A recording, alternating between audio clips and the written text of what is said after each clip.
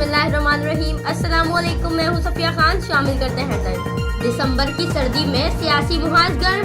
नवाज शरीफ और आसिफ अली जरदारी की गिरफ्तारी पर मुस्लिम लीग नून और पीपल्स पार्टी ने दमादम मस्त कलंदर का फैसला कर लिया। नवाज शरीफ की गिरफ्तारी पर नून लीग हुकूमत को टफ टाइम देगी, अवामी राबिता मुहिम चलाई जाएगी और पार्लियामेंट के अंदर और बाहर एहतजाज भी होगा। नवाज शरीफ कहते हैं महंगाई ने गरीब आवाम की कमर तोड़ कर रख दी, पार्टी फैसले के दौर नताइज निकलेंगे। आसिफ अली जरदारी को भारी पड़े खिलाड़ी तो जियालों ने भी कमर कस ली। इमरान खान और फैसल बावड़ा के खिलाफ इलेक्शन कमीशन में दरख्वास्त जमा करा दी, असासों और इंतखाबी अखराज की तफसीलात मांगी।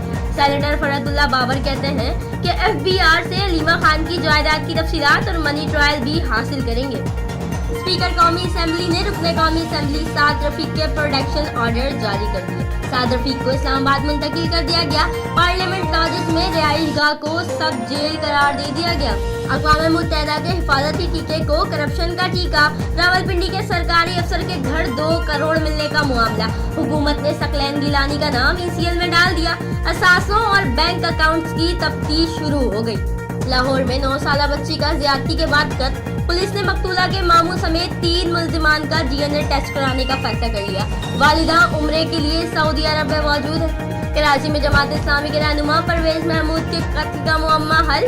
MQM के टारगेट किलर मसूद उर्फ काला ने एतराफ़ जुर्म कर लिया। मुलजिम ने बताया कत्ल का हुक्म कराची तंजीमी कमेटी के इंचार्ज हम्माद सिद्दीकी ने दिया था।